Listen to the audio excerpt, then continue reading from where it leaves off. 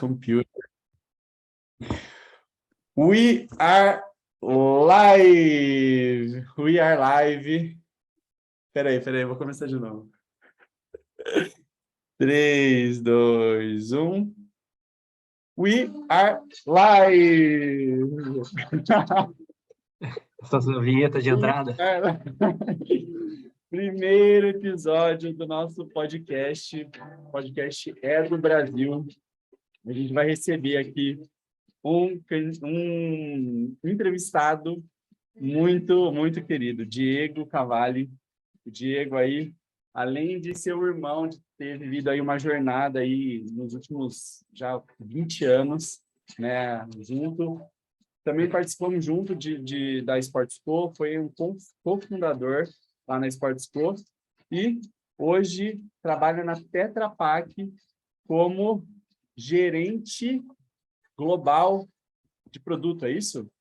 Exato. Seja bem-vindo, Diego. Seja bem-vindo ao podcast. Muito obrigado, Emanuel, pelo convite. Estou lisonjeado ser o seu primeiro entrevistado nesse podcast. No podcast, como é que chama? Que eu também do não peguei essa Brasil. parte. É do Brasil. Muito bem, cara. Exatamente. Sucesso aí, vamos lá, vamos ver se a gente consegue desenrolar aí alguma coisa bacana. Cara, com certeza. Eu vejo que, assim, o brasileiro, ele tem algumas imagens, né, de si mesmo, que elas, quando a gente vai lá para o mundo internacional, quando a gente vai para o mundo profissional internacional, você percebe que não necessariamente as coisas são assim. E aí eu quero começar te perguntando aqui, Diego, qual é a sua primeira lembrança, assim, que você tem, que você falou assim, cara, pô, eu consigo mandar bem no mercado internacional também. Qual foi a sua primeira experiência assim, com o mercado internacional que gerou esse sentimento? Puta, cara, essa é uma pergunta. Eu vou ter que voltar perto lá dos 20 anos que você falou, que a gente se Uhum. conhece, bem próximo dos primórdios desses 20 anos. A primeira interação que eu tive no ambiente internacional, na verdade, foi no Brasil. E eu estava, na época, trabalhando como estagiário de manutenção na Eaton. Então, era estagiário do técnico. Quando a gente fez o técnico do Bentão, eletrotécnica, eu era estagiário lá na Eaton, em Valinhos. E foi um pessoal da Mitsubishi lá, cara. Tinha umas máquinas lá que eles usavam para fabricar engrenagens para câmbio de carro. Uma coisa que talvez está próximo de ser extinto aí, né, com a tecnologia, mas naquela época tinha um monte de máquina lá fazendo corte de engrenagem, os cacete. E o pessoal da Mitsubishi foi lá. E aí o gerente da manutenção na época, esqueci o nome do cara, ele colocou eu e um outro rapaz que inclusive trabalha na Tetra Pak hoje. A gente voltou a trabalhar junto na Tetra Pak agora. Augusto. E colocou nós dois, cara, para acompanhar o pessoal da Mitsubishi. Então tinha um diretor de produto da Mitsubishi na época. Chegou lá todo bonitão, de terno, etc. Arrancou o terno, meteu o casacão de manutenção e se enfiou debaixo das máquinas junto com o pessoal da Mitsubishi Brasil. E eu e o Augusto, os estagiários lá. O pessoal queria dar uma avaliada nos equipamentos, etc. E aí foi a primeira vez com que a gente teve contato ali. Cara, meu inglês na época, eu não tinha, bom, vamos assim dizer, né? A gente já jogava Ultima Online, tem que falar do Ultima Online, isso é sem dúvidas uma Não coisa teria como passar sem. fundamental. Mas eu acho que profissionalmente falando foi a primeira vez que eu tive contato assim. E aí, cara, rola, né, essa questão do brasileiro, que a gente é atirado, a gente não tem barreira, a gente tem facilidade de bater papo e a gente, né, por meio desse, é, dessa maneira fácil de lidar com as pessoas, e a gente gosta também de estrangeiro de maneira geral, né? Eu não sei se eventualmente até é meio que exagerado, mas assim, foi muito bacana o bate-papo com, com o pessoal da Mitsubishi, e foi uma das primeiras vezes que eu falei assim, poxa, né, não, o pessoal tá aqui, tá mexendo nos equipamentos que a gente mexe também, e basicamente não são coisas, não são alienígenas, né? Tipo, tem essa visão, né? Porra, cara, não mexe que isso aí veio do Japão, né? Pô, a Mitsubishi faz barco, faz satélite, faz máquina para câmbio de... Caraca! Não, meu, você começa a entender que, na verdade, todo mundo é gente como a gente e foi assim, foi logo no começo da minha carreira. Então isso já me, assim, eu acho que me colocou numa posição de vantagem nesse sentido, que já me deixou ali com essa questão de que, assim, a gente não tem grandes diferenças, né? Óbvio que ó, os caras conheciam muito do produto, do equipamento, mas a gente estava lá e, assim, como estagiário, e a gente dando né? Ó, vamos aqui, vem ali, mexe aqui, a gente teve esse problema assim, assim, assado e tal. Então foi uma primeira boa experiência. Então acho que isso foi o primeiro estalo. Show. E, e, e aí, cara, a segunda vez, né, que foi já enquanto já era estagiário de engenharia, na Magnete Marelli, depois na Bosch. Então, assim, sempre trabalhando em empresas multinacionais e que tem muito contato com estrangeiros também. Então, essas foram, assim, os primórdios, né? Sempre como estagiário nessa época. E aí vieram as oportunidades para morar fora e tudo mais, e aí foi desenrolando, né? Mas, assim, o que eu sou muito grato por ter me libertado, né, profissionalmente falando, foi aquela visita do pessoal da Mitsubishi na Eaton, há muito tempo atrás, assim, 20 anos mesmo. Interessante, interessante. Foi aquele primeiro contato que você, como uma figura de um estagiário, né? Você conseguiu interagir ali com os caras e viu que eles não eram alienígenas, assim, é um ser humano também, né? Assim, temos É, as mesmas sim, sim. capacidades, né? Eu comecei também como estagiário em manutenção elétrica industrial, né? E o meu estágio é engraçado como a gente acabou migrando, né, de carreira, porque era macacão, protetor auricular, capacete, luva, era um trabalho bem focado ali nessa parte de manutenção industrial elétrica lá das plantas, e começamos como estagiário lá, então num formato meio parecido, e a gente acabou migrando para um formato mais corporativo, né? Bacana. Sim. E você comentou do último online, né? Que foi um jogo também que a gente jogou lá atrás e que marcou muito a nossa adolescência e a vida adulta aí também, porque transformou bastante a gente. E eu lembro que eu aprendi bastante o inglês jogando, né? Então, Todos nós, né, Manuel? Acho que, cara, assim, eu não sei como que é hoje em dia, né? Mas a gente é sempre aquelas questões, né? Tudo que foi feito quando a gente era jovem, a gente dá aquela é super bom. valorizada, né? Inclusive, a pandemia deu a oportunidade da gente reencontrar velhos amigos de novo jogando Ultima Online. Mas, cara, não só o inglês, Emanuel, acho que o Ultima Online, na época, se falar de MMORPG, era uma coisa bizarra, né? E hoje é padrão. Hoje é quase que default. Todo mundo tem algum avatar, sabe o que significa, tem o seu, né, a sua vida no. Para nós, aquilo foi o primeiro metaverso, né, que está bem na Total. moda hoje. Para mim, sem dúvida, foi e às vezes é. Mas, cara, o tanto de coisas que a gente desenvolveu no jogo, estratégia, pensamento crítico, você faz isso, você faz aquilo, a questão de organizar mesmo Uhum. os recursos, cara, isso aí não tem preço. E aí, né, não só dessa maneira, né, falando de brasileiros, mas também a possibilidade de interagir com pessoas de fora também. Então, pô, o jogo foi muito 10, né, cara? Eu acho que também quebrou muitas barreiras para a gente aí nesse sentido. Eu, assim, eu acho que o último online, eu, eu acho que eu já cheguei a mencionar em entrevistas, mas eu nunca coloquei no currículo. Talvez devesse colocar, né? Tipo, que Verdade, foi bom algo ponto, hein? um bom Colocar, ponto, tipo, no cara. link. Hoje em dia, bicho, eu acho que tá na mão da galera, né? Assim, é, é o dia a dia mesmo, não tem o que falar. Total. E assim, né? Eu tenho estudado bastante sobre essa questão de LinkedIn, currículo e tudo mais. Cara, tem experiências extracurriculares, vamos chamar assim, que tem tudo a ver e constrói muito para vagas em específico. Então, né, se você tem ali uma vaga que você está buscando, que ela, pô, é relacionada a essa área de tecnologia, avatares virtuais, essa troca, coordenação de time remoto. Pô, Era um time caraca, remoto aquilo ali. nossa senhora, meu, quantos caras a gente não era, velho? Nessa última rodada aí, né? Acho que a gente era em 8 ou 9, sei lá. Fora os, né? os nossos outros avatares que a gente jogava, mas, meu, fantástico, Era fantástico. uma coordenação ali, um time nacional aí defendendo ali o É, território contra os defendendo, russos. Contra os exatamente. russos, contra os russos. É. Muito, muito bacana. E me conta uma coisa, né? Como que foi? Você teve essa conversa com o pessoal lá, você percebeu, falou, pô, isso aqui não é nada de outro mundo. Aí você, né, teve também essa interação dentro do jogo ali também com esse ambiente internacional.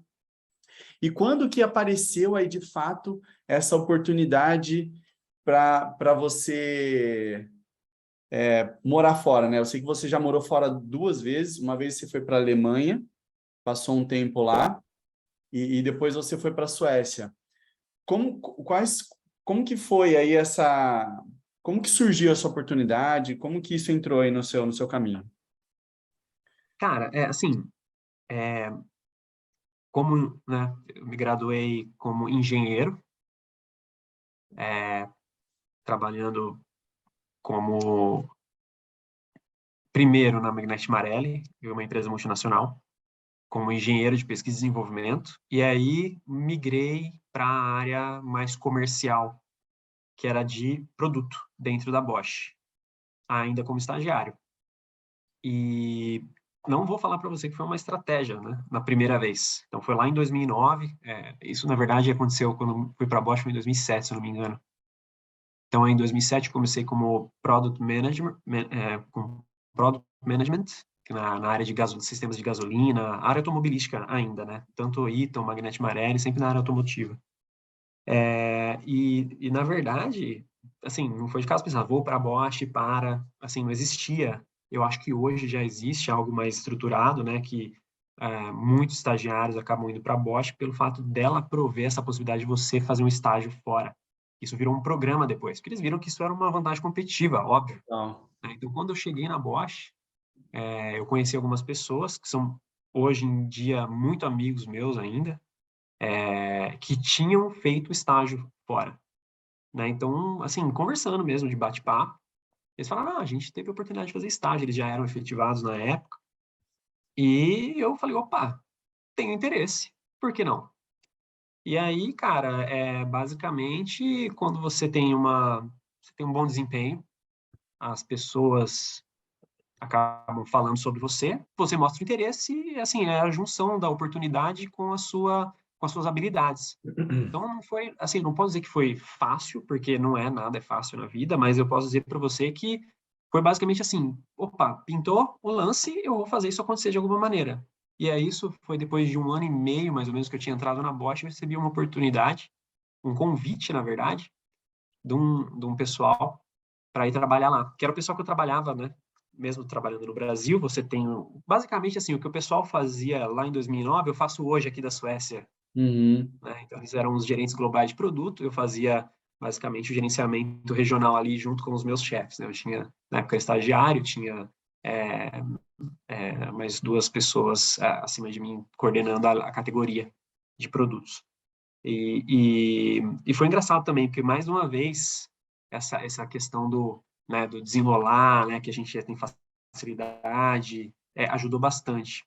As mesmas pessoas que me propuseram, né, para eu ir para a Alemanha na primeira vez, elas estiveram no Brasil, acho que em março de 2008, alguma coisa assim. E aí eu tive a oportunidade, né, não só falar com eles por telefone, na época a questão da internet, o VoIP era muito precário ainda, né? Então a gente falava muito por telefone. Olha só, cara, Caramba! como a gente é velho. Meu Deus. A gente não tinha facilidade de falar. Tinha, mas as empresas ainda não tinham banda suficiente para trafegar tantos dados, né? Falar de maneira bem técnica. A gente falava muito por telefone. Telefone. E aí eu vi os caras pela primeira vez, cara. Então foi muito bacana, né? Bato papo com eles, vira e mexe ainda hoje em dia, né? Facebook, Instagram, pasme, mas os alemães não são muito fãs de WhatsApp, de maneira geral na Europa, agora que eles estão pegando, mas então os caras vieram lá, a gente, pô, tivemos chance de ir mesmo pro boteco, tomar umas, fizemos ali aquilo que a gente manja pra caramba fazer, né? Festa, brasileiro é bom Social. nisso. Então a gente fez a gente criou uma puta de um bond ali, né? De uma conexão. Melhorou muito o trabalho durante aquele ano inteiro, óbvio, que fazia pouco tempo que eu estava na função como gerente de produto, né? E, cara, no final do ano, os caras falaram, meu, vem pra cá. Você tá interessado? Pô, só chegar. E aí, cara, aconteceu. Então, essa foi também, assim, cara, essa nossa vantagem competitiva enquanto, né, facilidade de conectar, de se expressar, né, e festejar, porque, cara, é uma habilidade. A gente é bom É nisso. uma E eu acho habilidade. que isso é muito subestimado. A gente é bom em fazer isso, cara. E abre portas. Então, essa foi a Total. primeira vez que isso acabou acontecendo. Muito massa, muito massa. E então, assim, né, dois pontos que você ressaltou aí que para mim são muito interessante a gente trazer clareza são, primeiro, lá na Bosch e tudo mais, você começou fazendo um bom trabalho, né? Então você performava ali, Sim. o que trouxe oportunidades de, ó, tem essas vagas internacionais, tem esses programas e tudo mais. E aí você demonstrou interesse, foi atrás, né, e buscou e deu certo. Exato. E, e o segundo ponto, então, assim, o primeiro é, pô, ser proatividade ali, fazer um bom trabalho, né, buscar, estar interessado em aprender, em contribuir.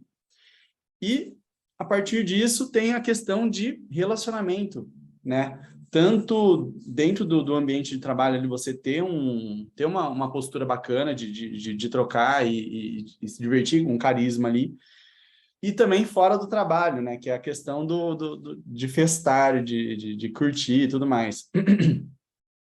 E eu tive uma coisa bem parecida agora, né? Você falando isso, eu me lembrei, assim.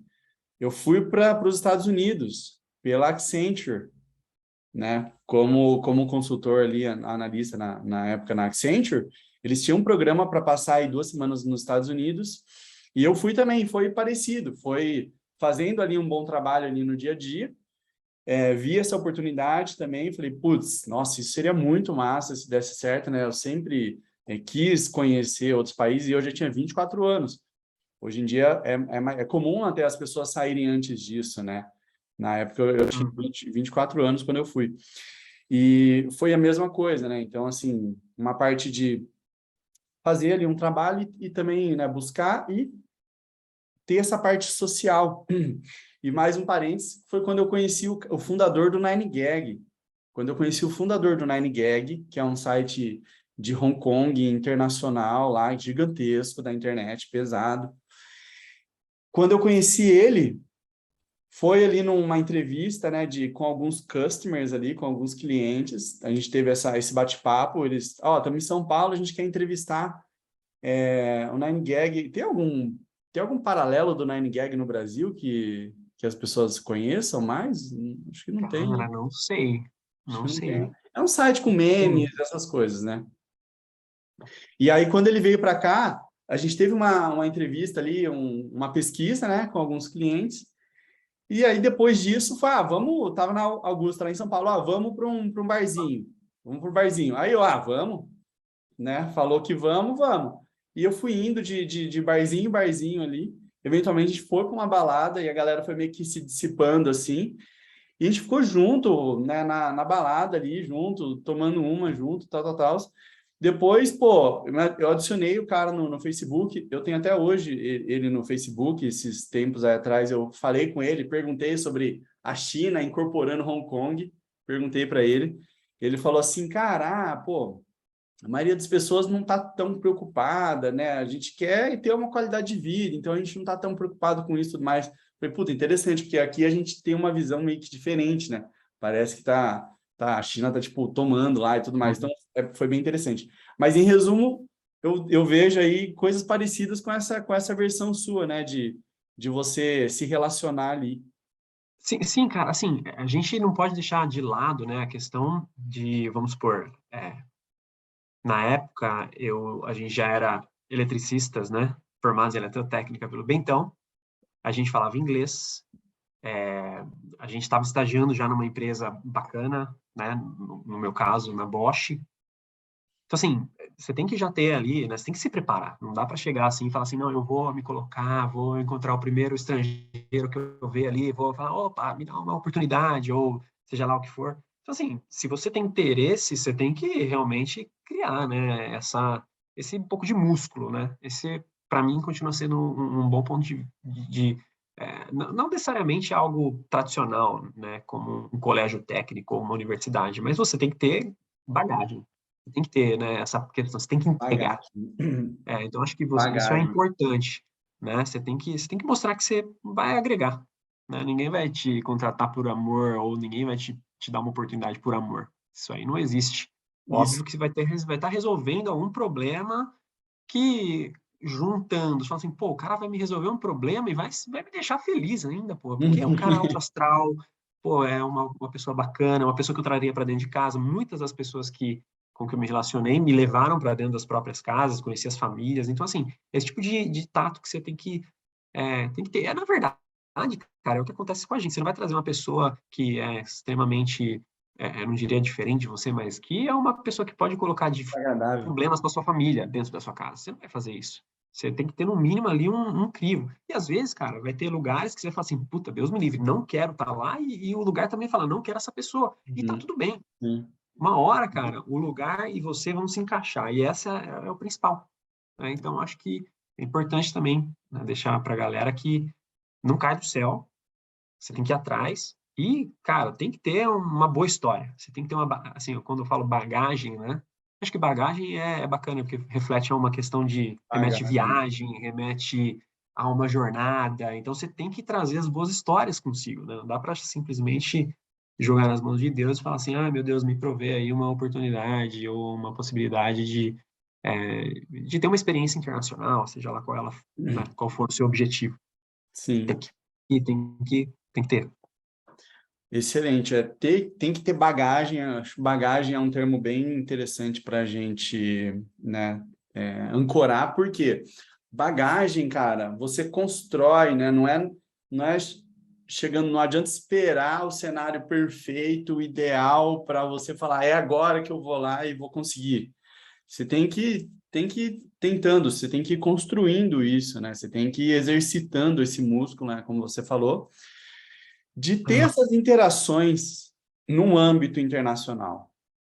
é, Eventualmente, excelente. Cara, só vou te interromper. Um negócio interessante que eu normalmente uso, serve para academia, serve para um monte de coisa. Cara, você escova os dentes. Se você escova os dentes, você acredita em coisas de longo prazo. Porque uhum, se você não escovasse os dentes e falasse assim, eu não acredito em coisas de longo prazo, você só ia no dentista para arrancar cárie. Então a gente escova é, os dentes, cara, para prevendo que no futuro isso vai ser melhor pra gente. Então, assim, são pequenas coisas que você faz no dia a dia, no seu trabalho, na semana, na sua família, com seus amigos, que vão ajudar você a construir essa bagagem. Não precisa ser coisas grandes, não. 2, 3 minutos por dia que você se dedica àquele seu objetivo, seja ele qual for. Nesse caso, a gente está falando de uma eventual possibilidade internacional. Coloca foco, né, para você construir essa bagagem. Né? Se você não fizer dedicar o seu tempinho ali 2, 3 vezes por dia, né, para escovar o dente, você vai ter cara e esse é o resultado que não sabe. E a mesma coisa para oportunidades, coisas que você quer para sua vida. Sempre dedicar pelo menos ali consistente, cara. Tem que ter disciplina e fazer e acontecer, não dá certo. Então, acho que é. isso é um ponto muito importante, cara, para a galera que está querendo construir a sua história, né? Somos seres voltados, né? Ninguém fala em percentual, né, cara? A gente ainda não está na língua dos robôs. Todo mundo tem só boas histórias para contar. Mas se eu falar em percentual aqui, quantas vezes isso aconteceu ou não aconteceu, ninguém entende ainda. Então, cara, construam as boas histórias. Eu acho que isso é importante. E elas são pequenas e elas devem acontecer todo dia. Show. Quais você vê, assim, considera que seriam os hábitos positivos, hábitos importantes para abrir esse caminho para uma jornada internacional, coisa que a pessoa pode fazer ali no dia a dia? Cara, assim, bom, primeiro, você tem que se desprender de só falar um idioma. Você vai ter que desenvolver um idioma. Então, você hoje tem uma porção de ferramentas que a gente não tinha na época, que você pode dedicar 2, 3 minutos por dia ali, depois de escovar os dentes, que é, sei lá, Uhum. Duolingo, sei lá, para aprender um novo idioma. Você não Eu precisa usei de muito isso, bastante não. o Duolingo. Cara, assim, eu aprendi sueco, basicamente assim, fui na escola, fiz as aulas, etc., mas eu tô aí a 700, se eu pegar, eu não vou pegar porque eu tô gravando aqui do lado, Eu tô há 700 dias fazendo Duolingo, cara, sem parar. É os meus 2, 3 minutos por dia que eu preciso. E, cara, consigo na padaria comprar o pão, não trabalho em sueco, porque é uma língua extremamente difícil. Mas foi assim com o alemão também, foi assim com o inglês. Então, assim, todas as... o importante é, vamos colocar assim, seu objetivo, você tem que entender ele antes de começar a fazer qualquer coisa. E aí, seja ele correr uma maratona, vamos supor, pô, vou correr uma maratona, 42 quilômetros. Eu tenho condições de correr 100 metros? Eu tenho material adequado para correr 100 metros? Eu preciso de treinar quanto tempo para conseguir correr aquela maratona? Então, esse planejamento que você faz para correr uma maratona, você faz também para atingir o objetivo profissional. Então, assim, primeiro deles é gastar esses 2, 3 minutos aprendendo um novo idioma. Segundo é assim, poxa, as habilidades que são necessárias lá fora não necessariamente são aquelas habilidades que eu tenho disponível. Por exemplo, hoje, aqui no Brasil, porque ou aí no Brasil, no caso, né? O mundo ele está em constante mudanças, né? Os empregos que existiam há 20 anos atrás não são os mesmos de hoje, e os que daqui 15 anos também completamente Uhum. diferentes. Então, assim, a gente tem que sempre estar pensando e investir nessas coisas, entendeu? Então, de novo, os 2, 3 minutos por dia, você tem que traçar o plano com base naquele seu objetivo, mas a visão final, ela já tem que estar bem clara na sua mente, porque senão, cara, você vai falar assim, puta, vou aprender, sei lá, Esperanto, né? Aí você se candidata lá, o cara quer que você fale inglês. Você fala, puta, me dediquei tanto ao Esperanto. Meu, assim, tudo bem, é bacana, né? É nobre, mas infelizmente não vai te levar aquilo lá, né? Hoje as pessoas estão pagando por aquilo, né? Elas querem pessoas que têm aquele tipo de habilidade. Então, assim, eu acho que planejar isso é um ponto muito importante. Então, assim, essa visão de longo prazo e quebrar isso em pequenas etapas e dedicar os seus 2, 3 minutos por dia para conseguir avançar e chegar num ponto bom para que você consiga competir e concretizar o objetivo, acho que isso é fundamental. Show. E você considera que uma coisa que segura muitas vezes o brasileiro é a questão da ansiedade, é querer estar sempre fazendo, né, a coisa em cima da hora e aquele sentimento de estar sempre correndo atrás? Cara, pô, mano, sendo bem honesto, cara, eu nunca. Deixa eu ver se eu consigo responder isso de um ângulo, assim, né? A questão. Vamos supor, num caso hipotético, assim, você tem um brasileiro, você tem um estrangeiro concorrendo a uma vaga específica, né? E, assim, a preparação do estrangeiro, né? Eu vou colocar estrangeiro europeu, estrangeiro americano. Do americano eu não tenho muita base para falar, mas pelo menos do europeu eu tenho bastante, né? Que foram as duas experiências, tanto na Alemanha quanto aqui, que eu pude ver. Enquanto nós estamos trabalhando para pagar a nossa faculdade, ou seja, a gente trabalha durante o dia, estuda da noite, faz inglês durante o final de semana, estuda de madrugada, etc. Cara, isso não acontece aqui. Então, assim, assim, a gente está um pouco para trás nessa questão. Assim, a gente já sai meio, a gente na largada ali, a gente já está para trás, né? Então, assim, eu não diria que o brasileiro por si só ele tem uma deficiência, porque não é, de novo, a gente é igual, não tem Uhum. a desigualdade está de fato na preparação.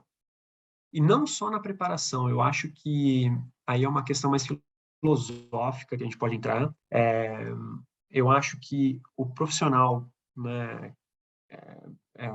daqui de fora, eles têm uma capacidade um pouco mais questionadora do que eu comparei, né, como eu tive agora uma boa experiência aqui fora, versus ao funcionário brasileiro. A gente é muito bom em executar, a gente executa rápido, a gente é melhor, a gente trabalha muito mais, a gente é muito melhor. Só que, cara, no final das contas, a maior parte das empresas que a gente tem aí no Brasil, de multinacionais, essas pessoas que nunca trabalharam, se formaram nos 27, 28 anos, porque eles normalmente emendam a graduação com o mestrado, elas vão lá e já viram os chefes. Que é muito interessante isso, cara. Então, os chefes, assim, né, os gerentes coordenam as ações. Então, assim, eu acho que existe uma questão ainda que a gente, o brasileiro em si, na nossa época, pelo menos, Manuel, a gente foi muito formado para a indústria, a gente foi formado para atender o mercado. E agora, eu estou começando a ver, porque eu recebo ainda os e-mails da PUC, vejo outros e-mails também da FIA, que foi um MBA que eu fiz, que agora a galera está preparando pessoas para serem os empreendedores, os donos das empresas, os desenvolvedores de mercado.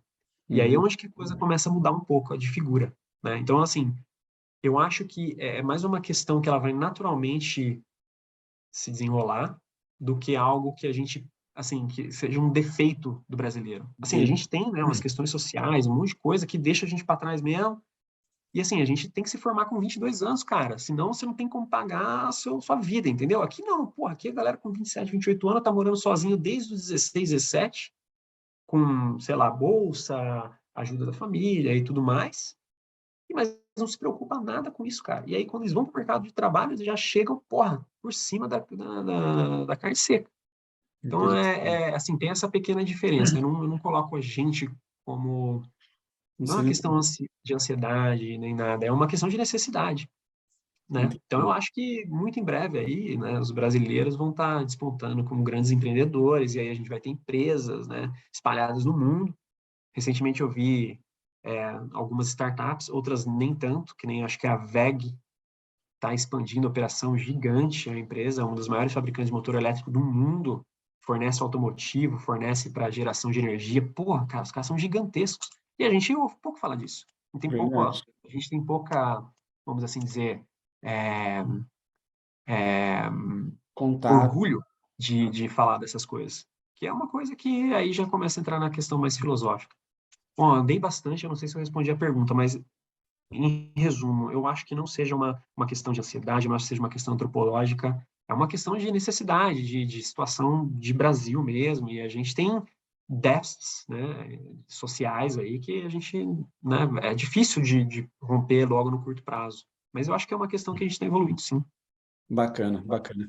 Então, assim, o que você trouxe aí é bem interessante em relação a pontos fortes. Pô, a gente é um executor, a gente consegue executar, colocar a mão na massa, fazer, a gente tem esse interesse, né? Como possíveis pontos fracos aí da cultura brasileira, né? Pontos a serem para a gente ficar esperto e trabalhar eles, né, de maneira consciente. Duas coisas. Eventualmente a gente tem essa ideia de que a gente fica esperando alguém falar, né? Então a gente fica e nada vai ser de graça, a gente tem que ir lá e tem que ir atrás. E o segundo ponto é a questão de questionar mais, né? Sermos mais questionadores. A gente, né, aprendeu aí culturalmente a, tipo, ser falado o que fazer, ó, faz isso, aí você vai lá e faz. E como exercitar, né? Então, como exercitar esse lado questionador na sua visão? O que pode ser feito para quem quer, né, se tornar mais, trabalhar mais esse lado questionador? Cara, você pode começar de novo, vou retornar aqueles 2, 3 minutos do dia a dia, né? Quando você recebe algo no WhatsApp, quando você... É uma questão de exercício, né? Tem coisas que a gente já nasce com e tem outras que a gente tem que exercitar, né? Tem aquelas pessoas que já nascem assim, que são os Neymares, né? Ou os Messi, ou os Cristiano Ronaldo, que já nascem com essa, Que né? dom. Com esse dom, cara. Aí eu vou ter que trazer o Rick, por exemplo, né? Que é um líder, questionador, um cara visionário. Meu, ele não precisa fazer curso nenhum, não precisa fazer porra nenhuma, desculpa, o papeado, né? O cara nasceu assim, pô, o cara já manja dessa. Ele nunca morou fora, teve as experiências, né? Teve os contatos e foi um dos maiores líderes do Brasil. E, cara, é um cara que, meu, não concordo. Fala, quer entender mais. Por que isso? Por que aquilo? E não só no mundo profissional, cara. Eu acho que a gente tem que questionar tudo aquilo que a gente recebe, porque normalmente, ainda mais agora a gente tem época de eleição, né? Outro dia eu ouvi um áudio aí, assim, longe assim, eu acabei não participando dessa eleição, mas assim, longe de pender para lado nenhum, tanto Bolsonaro quanto Lula. Mas eu recebi um negócio falando de fraude de eleição, que os hackers russos estavam passando informação para o general-tenente. Cara, gente, pelo amor de Deus, esse tipo de coisa que é a questão que você tem que falar. Meu, por que estão me passando isso? Por que querem que eu encaminhe isso para frente? Então, assim, isso acontece no mundo profissional, cara. Então, se você não ficar atento, você acaba sendo ou enganado num contrato, ou assim, o mundo não é um mar de rosas, né? Não é todo mundo jogando, né, as mil maravilhas, né? Tem dificuldades em todos os lados, então você tem que questionar é, é, não só não só no mundo profissional, mas no dia a dia, né? Não Uhum. estou falando para você também ser um pé no saco, né? Tem coisas que você consegue interpretar, mas tem questões que necessitam um pouco mais de entendimento. Eu acho que isso é o que eu, assim, inclusive eu, não só os meus colegas que, comparado com o que eu tive de experiência no Brasil profissional, comparado com o que eu tenho aqui. Quando a galera não entende as coisas aqui, a galera fala, eu não entendi, me explica de novo. Cara, normalmente, quando a pessoa vem perguntando para você uma questão, a resposta está em você mesmo. É muito, muito louco esse negócio. Uma coisa que eu aprendi, eu não sei se eu aprendi muito bem, mas eu percebi muito aqui. Normalmente, quando nos fazem uma pergunta, a gente já tem uma resposta, né? E isso está muito em mim. Eu acho que eu estou falando mais de mim agora do que de maneira geral. Mas deveriam vir mais perguntas, né? É, A gente, o que que você quis dizer com isso? Me dá um pouco mais desse detalhe. Defina isso para mim. Então, assim, esse tipo de coisas, cara, que às vezes a gente acaba, né, se enroscando e uma falha de comunicação pode trazer meses de prejuízo num projeto ou pode trazer o fim de um relacionamento, seja lá qual ele for. Então, acho total. que de novo, é um exercício diário da gente dar um passo para trás, respirar e conseguir tentar entender aos olhos dos outros, né, que está nos propondo ou nos questionando, ou seja lá qual ele for a situação. É, eu entendo bastante, assim, que essa parte do brasileiro não questionar muito, na minha visão, parte de um lugar um pouco de insegurança, assim, você, pô, mas o que o cara vai pensar, né, de mim? Que essa pessoa vai pensar que eu não estou entendendo? Vai achar que eu não sou capaz, que eu não sou competente? Então, tá meio que enraizado, ao meu ver, né, numa questão de insegurança. E eu gosto de trazer um exemplo em relação a isso, que é um cara que trabalhava aí na minha empresa que eu estava trabalhando. Ele é francês, né? E esse cara, meu, assim, alta liderança, um salário ali de 160 mil reais por mês. E aí eu observando, né, como que esse cara se comporta, né, o que que ele faz de diferente e tudo mais. E uma coisa muito interessante foi que, assim, ele chegou numa reunião lá, e aí o pessoal lá na reunião tentando resolver o pepino, ele chegou e falou, gente, peraí, eu não estou entendendo nada do que está acontecendo. Alguém pode me atualizar?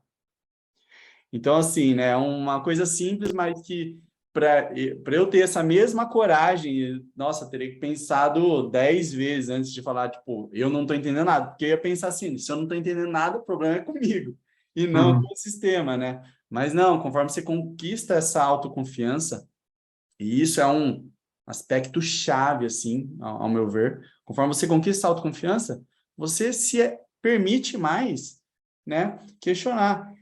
E aí a gente está do outro lado também. Quando a gente for questionado, a gente não levar para o lado do, essa pessoa, não, sei lá, não concorda comigo. Cara, 100%, 100%. Eu sou muito assim, nossa, cara,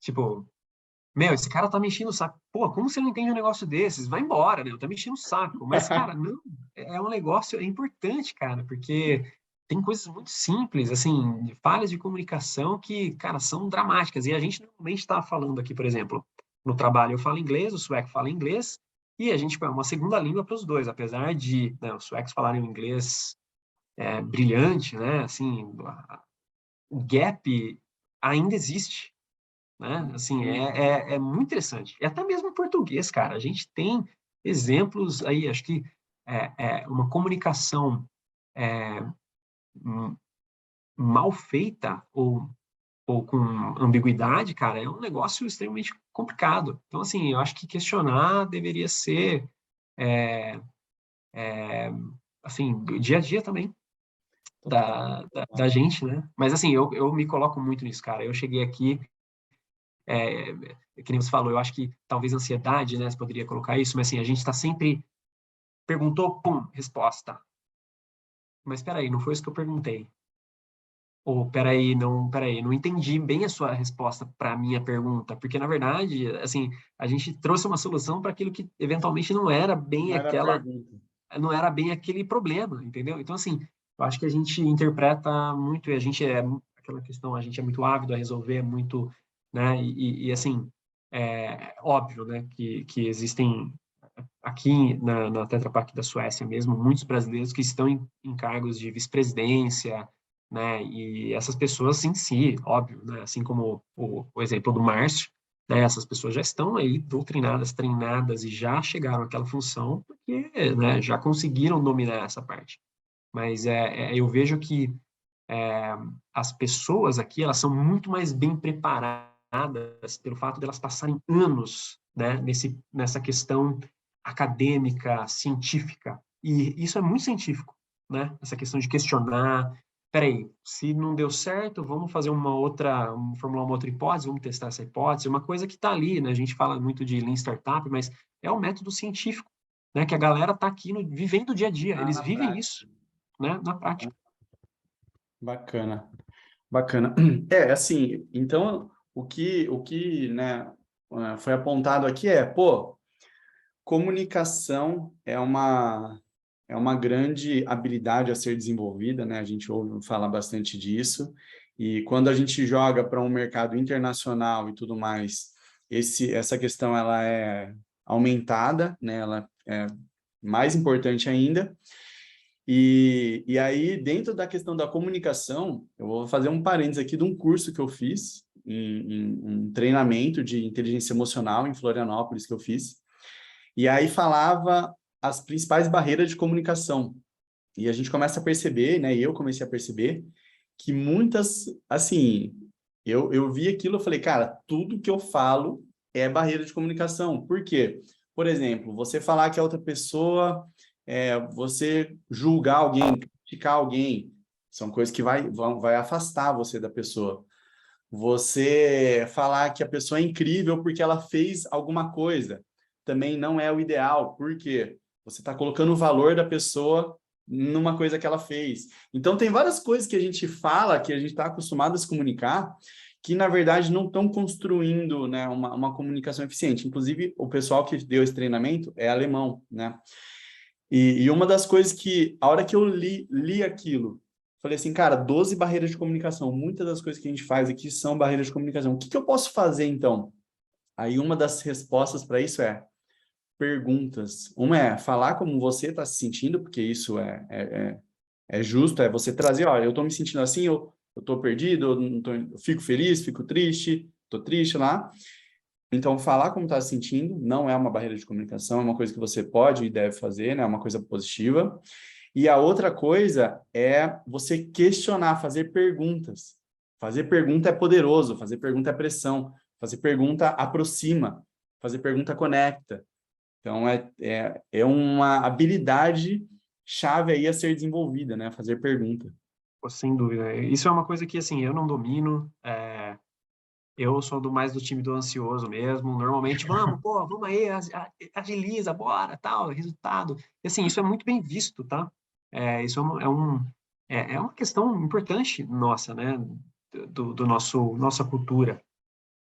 Isso é uma coisa que, né, essa questão inovadora, essa questão que a gente consegue executar é muito bem visto, né? Mas chega num determinado nível, aí você está fazendo briga de cachorro grande, isso já começa a falar, opa, peraí, agora a gente precisa de um cara ou de uma pessoa, né, que tenha essas habilidades, né, que consiga, basicamente, executar ou chegar num objetivo com menores recursos e com um time mais motivado e com pessoas ao redor do mundo lideradas remotamente consigam entender esse objetivo e executar conforme a estratégia. Então, assim, você não consegue fazer isso top-down, cara. Eu, assim, normalmente, você coloca, de novo, né, aquela história do objetivo, você fatia ele, mas, assim, se você não der autonomia para um time e questionar eles sobre o como ou o quê, porque o porquê tem que estar bem definido, né? Uhum. Aquela história, né? Quem tem Uma um bom porquê missão. arruma qualquer como, tal. Isso é prático. Então, assim, essa questão é o que os líderes acabam ajudando bastante, né? E quantas vezes, cara, eu não fui auxiliado pelos meus líderes aqui na Tetra Pak, aqui na Suécia, mas também enquanto Bosch, né? Pessoas que têm essa habilidade, né, no mercado nacional em não me ditar o que fazer, mas questionar aquilo que talvez poderia ser executado de uma outra maneira ou um outro caminho, né? Assim, não esperando, cara. E assim, eu acho que depois de um tempo você começa a exercitar isso, você começa a antecipar. Você começa a Uhum. antecipar isso. E aí você vai ficando mais cascudo, vai começando a fazer essa questão, enquanto liderado, né? Mas a partir do momento que você quer uma função de liderança, você tem que treinar essa parte também. Porque Uhum. uma coisa é você antecipar uma pergunta, um pedido, alguma coisa enquanto liderado, né? Enquanto parte das engrenagens. E agora, depois do momento que você começa a chamar para a galera, ó, ali é o caminho, você tem que aprender a fazer essas perguntas, que é o que, na verdade, gera mais produtividade, né? Sendo bem honesto. Se gerasse mais produtividade, a questão autoritária, faz aí e tal, e tem empresas que trabalham dessa maneira, não é para mim, tem gente que gosta dessa forma, não sou eu, mas, assim, eu acredito que a maior parte das empresas do oeste, né, do mundo, que é onde a gente está inserido, trabalham mais dessa forma. Eu É, acho que, cara, tá nas nossas mãos aí, enquanto brasileiros, né, também pegar esse boi pelo chifre aí e domar, né? uma das teorias, das hipóteses aí é que a gente está passando por um momento de descentralização, né, muito, muito forte, muito positivo, assim, em que cada vez mais a gente vai ter espaço para participação. Então, isso que a gente está falando de questionar mais, né, ter mais proatividade e tudo mais, vai ser cada vez mais bem-vindo e cada vez mais essencial, né? Bacana. E aí, assim, né, para a gente concluir, eu quero fazer uma pergunta aqui. Você que atingiu aí um cargo de liderança numa empresa multinacional e está mandando muito bem lá, qual que é uma situação, qual foi uma situação que você lembra em que você falou assim, cara, eu mandei bem demais, que você se orgulha, você fala assim, meu, tá selado que eu tenho competência, eu sou uma pessoa capaz e tudo mais. Putz, cara, nossa, agora, olha, não foi algo que eu fiz, e não foi aqui, mas é, enquanto, assim, na minha trajetória profissional, de maneira geral, o que mais me deixou contente, assim, é basicamente ter algumas pessoas com que trabalharam comigo, sendo estagiário ou consultor, conseguissem encontrar o seu caminho. E aí, cara, é que tá longe o livro ali. Assim, um exemplo que eu consigo ver daqui, eu ganhei de uma moça aqui que trabalhou comigo enquanto consultora. Nós executamos um projeto aqui super bacana dentro da Tetra Pak. E no final ela me deu um livro que chama The Year in Sweden. Então eu tô olhando para ele aqui. E ela me escreveu um negócio assim, cara, e são essas coisas que valem, entendeu? São essas coisas que, assim, não é. Eu posso ter falado assim, pô, a gente fechou aquele contrato, a gente vendeu milhões, etc. Mas, pô, isso é um maior sinal de vitória, né? Você tem uma pessoa que fala assim, poxa, cara, você agregou tanto na minha vida, tô te reconhecendo aqui e assim, não foi só esse caso, tem algumas outras pessoas que retornaram, né, e eventualmente não com presente, mas com palavras mesmo, falam, pô, cara, olha, isso aqui foi, pô, fundamental na minha carreira, isso mudou. Assim, a mais recente é essa, que eu tô vendo o livro aqui na minha frente, mas são essas as coisas que acabam valendo a pena. São as pessoas que você consegue assim, ajudar de alguma maneira, ou abrir portas, ou, assim, eu acho que isso é algo que você fala assim, puta que pariu, isso é muito da hora, vale mais do que qualquer bom trabalho, boa atividade, ou bônus que você tenha adquirido. É o famoso gol. Então, para você, o gol do Brasil são as pessoas que você desenvolve, são as pessoas que você impacta e que depois essas pessoas vêm e trazem para você todo esse reconhecimento? Cara, não precisariam trazer, mas obviamente que a gente tem a vaidade, né? Porra, quando vem, é, é um orgasmo. É o orgasmo profissional. É um orgasmo profissional. Show de bola! Cara, muito, muito, muito obrigado aí por ter separado esse tempo, né? Sei que você está nessa função paternal agora, nessa etapa, que é uma coisa que demanda bastante. Então, em nome das pessoas que vão acompanhar também esse podcast aí nos nossos canais, muito obrigado por você ter, né, compartilhado aí um pouco. E eu quero, né, que a gente cresça aí cada vez mais como brasileiro e estamos juntos aí nessa causa. Reconheço aí você como uma pessoa que tá querendo fazer isso acontecer também. Valeu, cara. Muito obrigado aí pelo convite. Por incrível que pareça, o Henrique não acordou. Tem que ver até se ele continua Tá respirando lá. beleza.